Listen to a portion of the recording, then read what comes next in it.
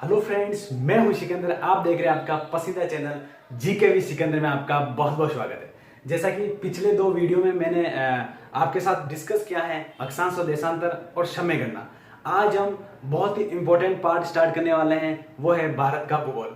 भारत का भूगोल हम डिटेल से पढ़ेंगे और भारत का भूगोल पढ़ने का एक रीजन ये है कि प्रतियोगिता परीक्षा में भारत के से बहुत सारे क्वेश्चंस आते हैं, या फिर हम भारत के निवासी हैं इसलिए भी हमें भारत का भूगोल पढ़ना बहुत जरूरी है। तो आज हम स्टार्ट करने वाले हैं भारत की स्थिति और विस्तार, यानी भारत की स्थिति हमारे इस वर्ल्ड में किस जगह है, ये सारी चीजें आज हम सीखने वाले हैं। तो भारत की स्थिति के बारे में अगर हम बात करें तो ये ग्लोब है। ग्लोब के मध्य से एक लाइन गुजरती है 0 डिग्री अक्षांश या भूमध्य रेखा।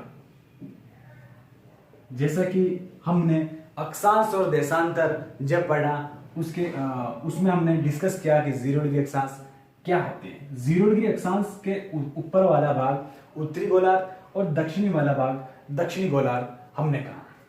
तो भारत की जो स्थिति है अगर अक्षांशीय दृष्टि से, तो भारत की स्थिति उत्तरी गोलार्ध में। तो अक्षांशीय दृष्टि से अगर भारत की स्थिति देखें तो कहां होगी? उत्तरी गोलार्ध। और एक लाइन का और हमने डिस्कस किया है 0 डिग्री देशांतर का। 0 डिग्री देशांतर उत्तर से दक्षिण, ऊपर से नीचे खींची जाती है, उत्तर से दक्षिण की ओर खींची जाती है। 0 डिग्री देशांतर के बारे में हमने बात किया कि 0 डिग्री से इस वाला भाग यानी कि पश्चिम वाला भाग पश्चिम गोलार्ध और पूर्वी वाला भाग पूर्वी गोलार्ध। तो देशांतर के लिहाज से अगर हम बात करें तो भारत की स्थिति हो जाएगी पूर्वी गोलार्ध।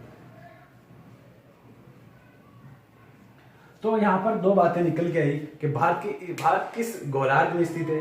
तो अक्षांशीय दृष्टि से अगर हम बात करें, अक्षांशीय दृष्टि से तो उत्तरी गोलार्ध में। अगर देशांतरीय दृष्टि से अगर हम बात करें तो भारत की स्थिति पूर्वी गोलार्ध में। तो अब अगर क्वेश्चंस आए तो भारत की स्थिति है तो एक परफेक्ट आंसर यह होगा कि भारत की स्थिति उत्तरी पूर्वी गोलार्ध में।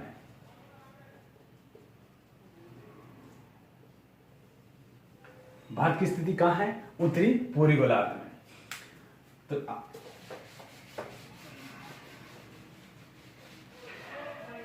भारत उत्तरी और पूर्वी गोलार्ध में स्थित है। अब भारत की स्थिति में हम आगे का जो टॉपिक लेते हैं, पॉइंट लेते हैं, वो है भारत का जो उत्तरतम बिंदु, यानी भारत का जो उत्तरी बिंदु कौन सा है। क्वेश्चंस आता है यहां से। तो यहां पर एक बिंदु है इंदिरा कॉल।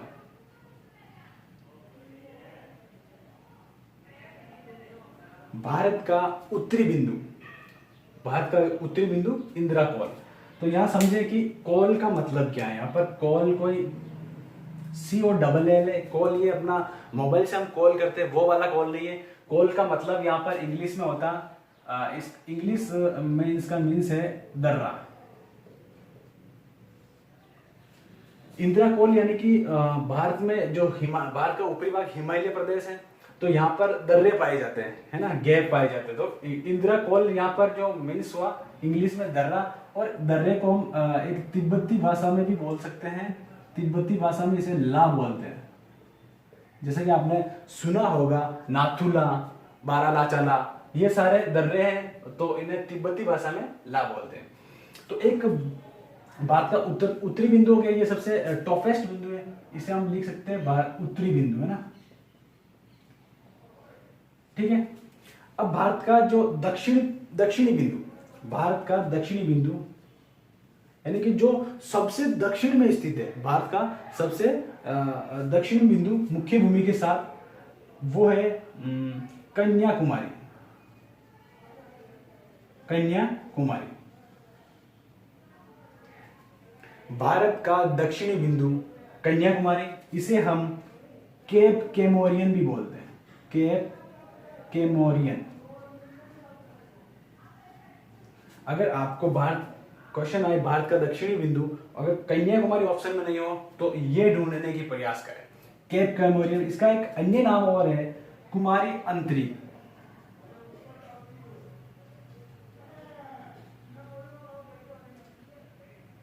कुमारी अंतरी यानी कि जो दक्षिण में स्थित है। और भारत का जो एक बिंदु और आता है दक्षिणतम बिंदु, ये तो हो गया दक्षिणी बिंदु, दक्षिणी बिंदु, या इसे ये बोल सकते हैं कि मुख्य भूमि के साथ जुड़ा हुआ, मुख्य भूमि के साथ जुड़ा हुआ बिंदु। अगर आप कंपटीशन एग्जाम की तैयारी करें तो शब्दों को समझना बहुत जरूरी है। अब यहां पर अगर आपको दक्षिणी बिंदु पूछे तो आपको कन्याकुमारी करना है। बाकी एक दक्षिण तो बिंदु, यहाँ पर हमारे अंडमान निकोबार द्वीप समूह पाए जाते हैं। मैं थोड़ा यहाँ लेना चाहूंगा ऊपर की तरफ। ये सारे द्वीप है, जैसे ये है अंडमान और निकोबार द्वीप।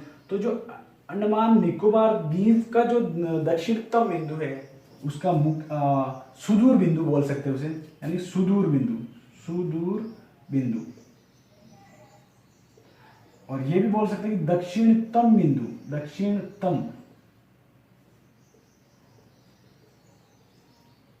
वो है इंदिरा पॉइंट।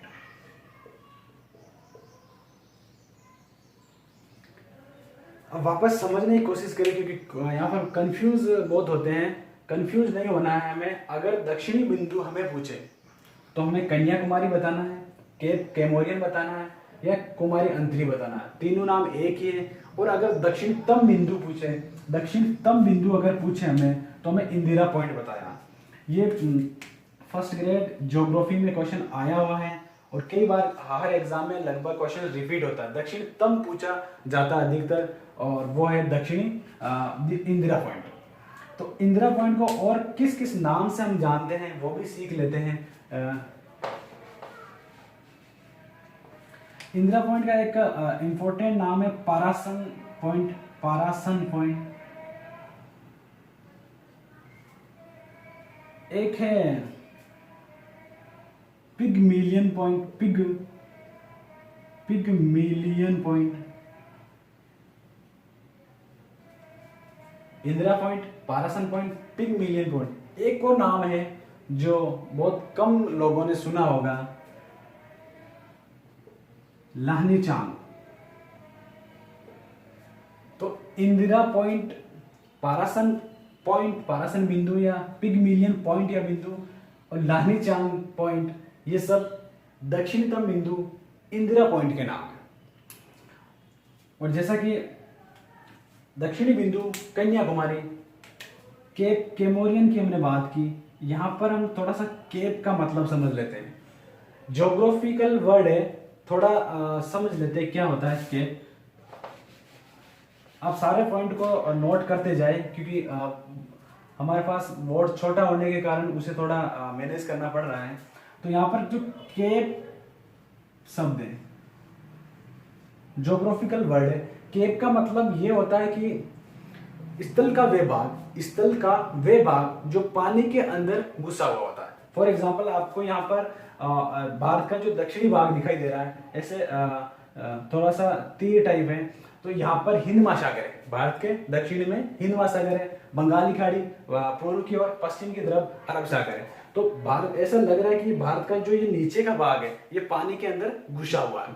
तो केप उसे बोलते हैं जो स्थल भाग,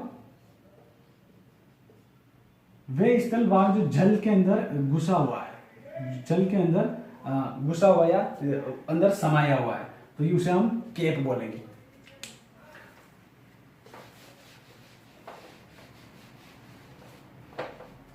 अब हम लेते हैं कि भारत का जो, वापस थोड़ा सा मैं लिख लेता हूं, भारत का जो दक्षिणी बिंदु हो गया केप कैमोरियन, कोई कन्याकुमारी, और दक्षिणतम बिंदु की अगर हम बात करें तो इंदिरा पॉइंट।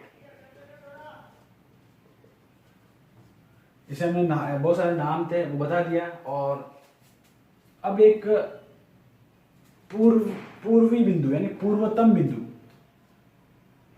अरुणाचल प्रदेश में स्थित है। भारत का जो पूर्वी बिंदु है अरुणाचल प्रदेश में स्थित है। किबिथु, किबिथु या किबिथु भी बोल सकते हैं, किबुथु या किबिथु। ये वालांगू क्षेत्र में है। तो अरुणाचल प्रदेश में स्थित किबिथु नामक स्थान भारत का पूर्वी बिंदु है, और भारत का जो पश्चिमी बिंदु है उसे हम बोलेंगे गौहर माता। कई कई किताबों में गौर माता भी लिखा आता है, गौर माता। तो दोनों ही राइट है, शब्दों का फर्क है। और ये एक दलदली भाग है सर क्रीक, ये गुजरात में स्थित है। सर क्रीक एक विवाद भी है जो भारत और पाकिस्तान के मध्य है। वो जो डिस्प्यूट ऑफ इंडिया, भारत के जो विवाद हम आगे चर्चा करेंगे, तब हम इसके बारे में और चर्चा करेंगे। सर क्रीक ये एक दलदली भाग है, इसमें एक स्थान है गौर माता।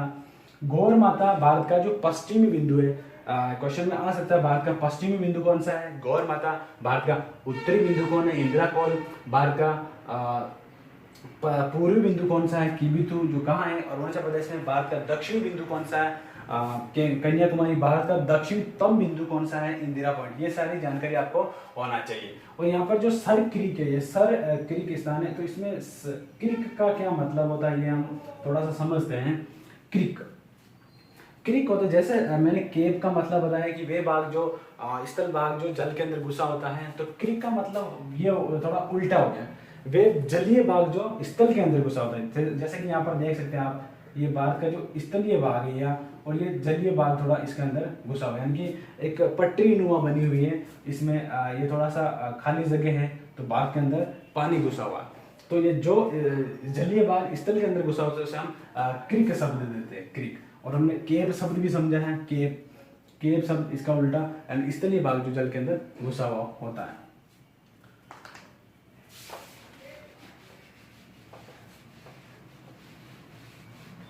अब हम अक्षांश और देशांतर के बारे में थोड़ा डिस्कस कर लेते हैं।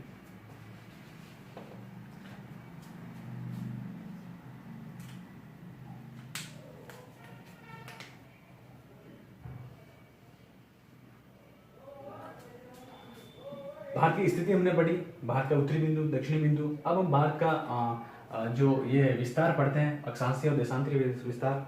और एक चीज और हम थोड़ा सा चर्चा करते हैं कि भारत की जो उत्तर से दक्षिण की ओर जो लंबाई है, या पूर्व से पश्चिम की ओर जो लंबाई है, वो कितनी है ना। भारत की जो उत्तर से दक्षिण की जो लंबाई है, ये 3214 किलोमीटर, यानी कि ये बोल सकते हैं 3214 किलोमीटर उत्तर से दक्षिण की ओर, उत्तर से दक्षिण की ओर।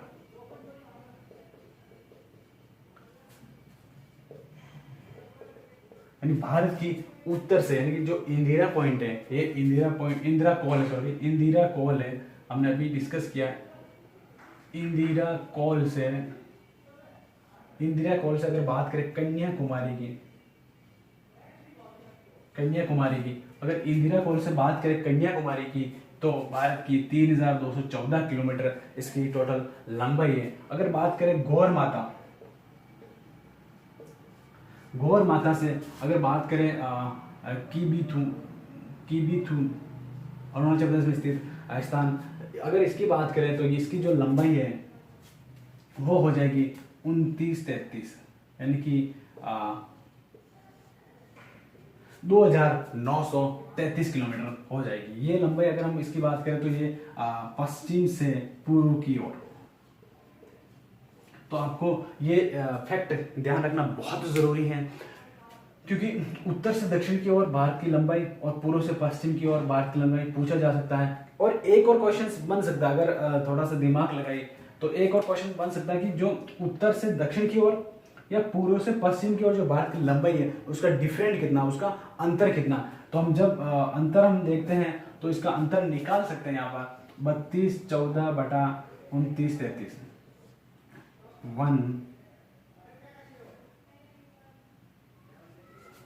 281 किलोमीटर। अब क्वेश्चंस कभी कभी आ जाता है कि पूर्व से पश्चिम, उत्तर से दक्षिण जो भारत की लंबाई है, उनका अंतराल कितना है। ऑप्शंस आपके सामने दे देता है, 281, 291, 289, 285। तो इसमें से आप अगर आपको ये याद है तो आप कंफ्यूज नहीं होंगे, लेकिन ये अगर सामने नहीं हो अगर आपके सामने नहीं हो तो आप इसमें कंफ्यूज हो सकते हैं, तो हमें हमेशा 281 राइट करना है, 281 पर राइट करना है। और एक और बात है कि जो ये क्वेश्चंस आते हैं इनको बहुत ही ध्यान से करना है, कीवर्ड और की पॉइंट को देखना बहुत ज़रूरी होता है। तो हम अब भारत की अक्षांश और देशांतीय विस्तार के बारे में चर्चा करेंगे।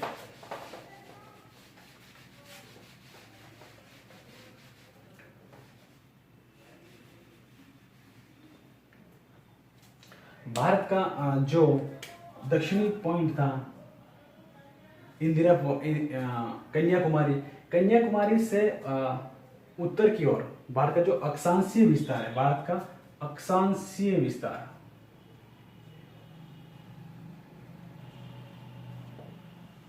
अक्षांशीय विस्तार की अगर हम बात करें तो 37 डिग्री 6 मिनट से 37 डिग्री 8 डिग्री 4 मिनट से 37 डिग्री 6 मिनट तक, 8 डिग्री 4 मिनट से 37 डिग्री 6 मिनट तक, ये हमारा जो अक्षांशीय विस्तार हो गया। अब अगर हम देशांतीय विस्तार की बात करें तो 68 डिग्री 7 मिनट, 68 डिग्री 7 मिनट पूर्वी देशांतर से 97 डिग्री 25 मिनट पूर्वी देशांतर। तो थोड़ा और समझे, ये हो गया 8 डिग्री 4 मिनट उत्तरी अक्षांश, ये हो गया 37 डिग्री 6 मिनट उत्तरी अक्षांश, ये 68 डिग्री 7 मिनट पूर्वी देशांतर। ये अपना अक्षांशीय और देशांतीय विस्तार है। इसे हमें आप कैसे भी करके याद रखें, क्योंकि कभी कभी सीधा पूछ लिया जाता है कि भारत का अक्षांशीय विस्तार कितना है और भारत का देशांतीय विस्तार कितना है। अभी आपके थोड़ा कंफ्यूज हो सकता है कि ये उत्तरी और यहाँ पर भी उत्तरी और पूर्वी और ये भी पूर्वी है, तो ये भी मैं थोड़ा समझाना चाहूँगा, क्योंकि ये उत्तरी, ये भी उत्तरी, ये पूर्वी, ये भी पूर्वी। इसका रीज़न ये हो गया, मैंने स्थिति में पहले भी आपके सामने डिस्कस किया है कि 0 डिग्री भारत के 0 डिग्री के ऊपर उत्तरी गोलार्ध में भारत स्थित है। तो भारत की अगर यहाँ से अगर देखें तो 0 डिग्री है 1 2 3 4, यानी कि 8 डिग्री यहाँ तक हो जाएगी, फिर यहाँ पर 37 डिग्री हो जाएगी। तो जो 8 से 37 डिग्री का जो डिस्टेंस है भारत में, भारत का जो विस्तार हो रखा है 8 से 37 डिग्री, वो उत्तरी गोलार्ध में, इसीलिए दोनों पॉइंट उत्तरी गोलार्ध में होंगे। इसी प्रकार 0 डिग्री देशांतर से पूर्वी गोलार्ध में स्थित है, यानी कि 68 डिग्री है। 0 की बात करें, फिर यहाँ पर 1 होगा, फिर 2 होगा, 3 होगा, ऐसे करके यहाँ पर, और ये जो भारत का पूर्वी पश्चिमी पॉइंट और पूर्वी पॉइंट में जो देशांतर गुजर रही है वो 68 डिग्री 7 पूर्वी देशांतर में गुजर रही है, और इसके बाद 97 25 जो डिग्री है वो पूर्वी देशांतर में गुजर रही है। दोनों पूर्वी देशांतर में गुजरने का हम पूर्वी देशांतर शब्द यूज करेंगे और यहाँ पर उत्तरी अक्षांश यूज करेंगे। तो ये आपको समझ में आया होगा। ओके, आगे बढ़ते हैं हम। अब इनका कभी कभी डिफरेंट पूछ लिया जाता है, अंतर पूछ लिया जाता है, क्यों? थोड़ा सा अंतर हमें ध्यान होना चाहिए। अगर अक्षांशीय विस्तार की बात करें तो हम 8 डिग्री 4 मिनट उत्तरी अक्षांश से 37 डिग्री 6 मिनट उत्तरी अक्षांश। अब इनका कभी कभी डिफरेंट पूछ लिया जाता है, अंतर कितना है? तो अंतर हम बड़ी में से छोटी घटाएंगे तो यहाँ पर घटा सकते हैं 37 डिग्री 6 मिनट में से 8 डिग्री 4 मिनट। तो 6 में से 2 गए, 6 में से 4 गए तो 2, फिर 37 में से 8 गए तो 29 डिग्री 2 मिनट अक्षांशीय विस्तार। भारत का अक्षांशीय विस्तार का अंतर कितना है? 29 डिग्री 2 मिनट। अक्षांशीय विस्तार का अंतर ये है। अभी देशांतर का अगर हम निकालते हैं तो देशांतर का भी अंतर निकाल सकते हैं। देशांतरीय विस्तार का अंतर डायरेक्ट करते हैं, अंतर कितना हो जाएगा? सिर्फ अंतर कितना करें तो बड़ी में से छोटी निकालेंगे।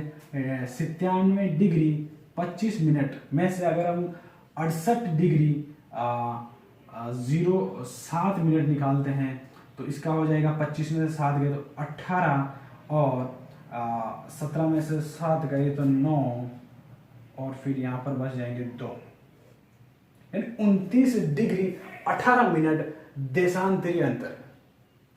अगर अभी आपको मैं यहाँ पर एक वर्क देता हूँ, अगर आपने मेरा समय गणना टाइम कैलकुलेशन अगर आपने मेरा वीडियो देखा है, नहीं देखा तो वो देखे और टाइम निकाले कि भारत का जो देशांतरीय विस्तार का टाइम, दोनों देशांतरों के बीच में टाइम अंतराल कितना है, ये आपको निकालना है और कमेंट में ज़रूर इसका टाइम लिखना है। अगर आपने वीडियो देखा है, अगर ये नहीं निकल रहा तो आप टाइम कैलकुलेशन वाला वीडियो देखकर फिर इसे सॉल्व करें। ये बहुत इंपॉर्टेंट हो जाता है कि अरुणाचल प्रदेश और जैसलमेर के बीच में कितना टाइम अंतराल है, वो हम समय गणना वाले पोर्शन में कर चुके हैं, उससे हम सीखेंगे।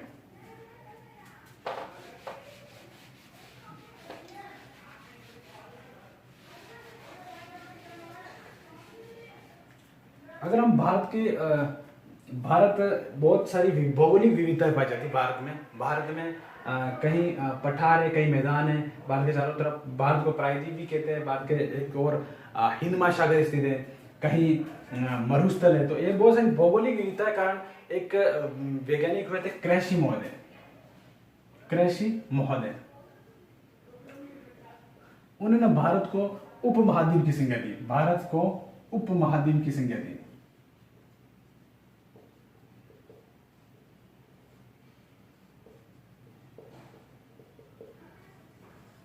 क्वेश्चन में पूछा जा सकता है कि भारत को उपमहाद्वीप की संज्ञा किसने दी?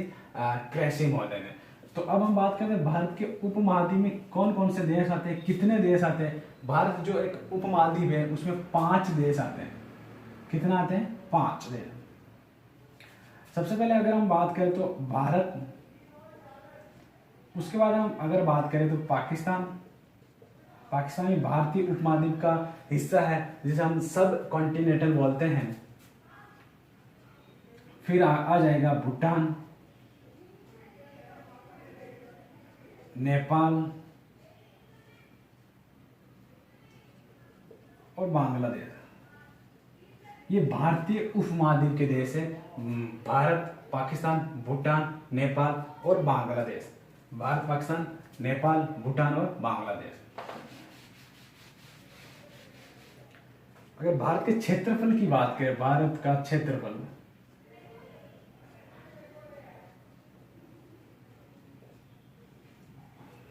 भारत का क्षेत्रफल की अगर हम बात करें तो 32,87,263 वर्ग किलोमीटर है।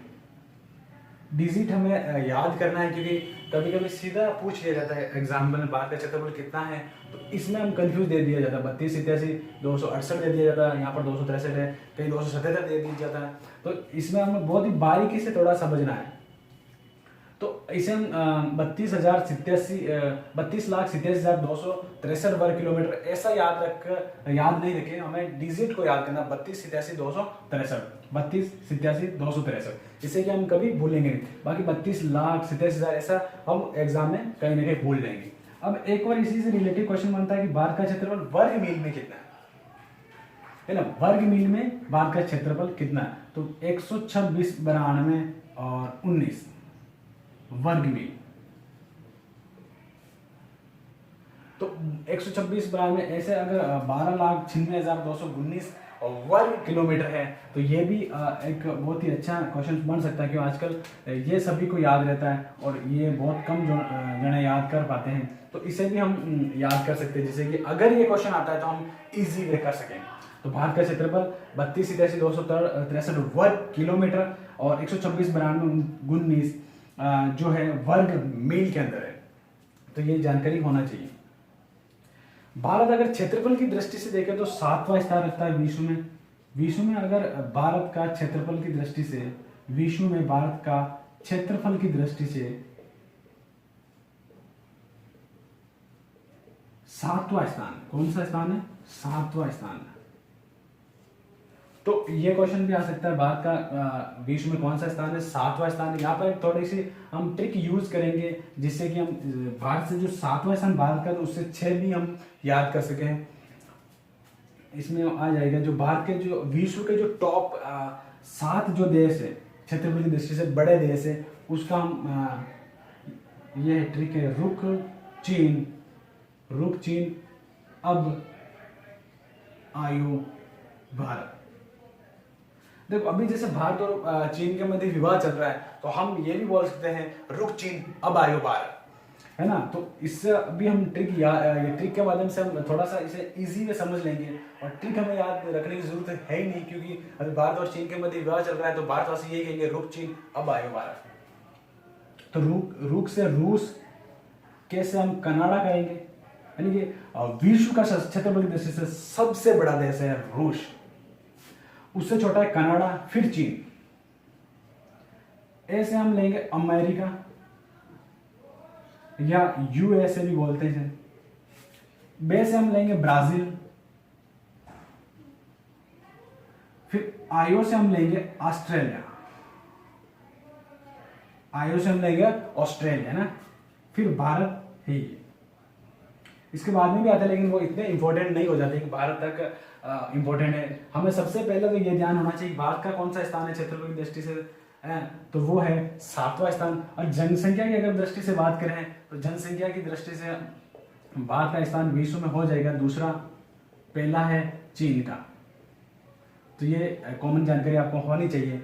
और क्षेत्रफल की दृष्टि से भारत का 7वां स्थान है। और रुक चीन अब आयो भारत, रूस, कनाडा, चीन, अमेरिका, ब्राजील, ऑस्ट्रेलिया और भारत, ये सीक्वेंस है। ये टॉप 7 आरोही अवरोही कभी भी क्वेश्चन पूछा जा सकता है, तो ये जानकारी होना चाहिए।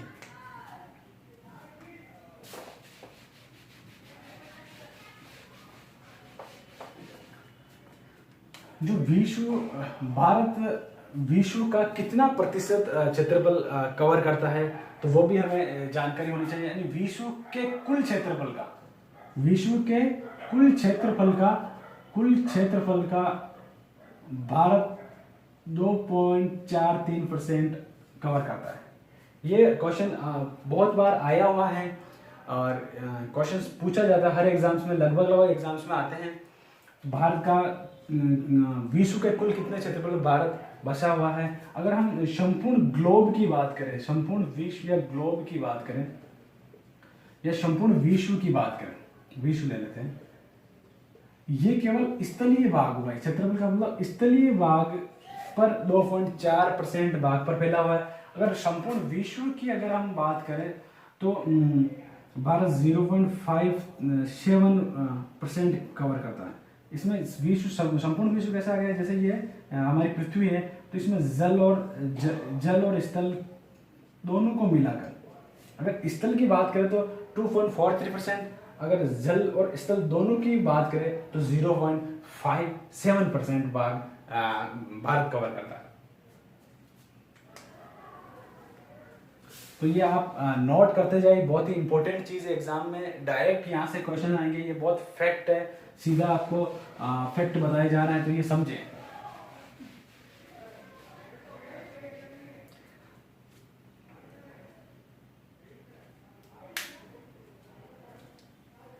तो हमने अभी तक भारत की स्थिति और विस्तार को समझा, भारत का क्षेत्रफल को समझा, भारत का दक्षिणी बिंदु और उत्तरी बिंदु को समझा।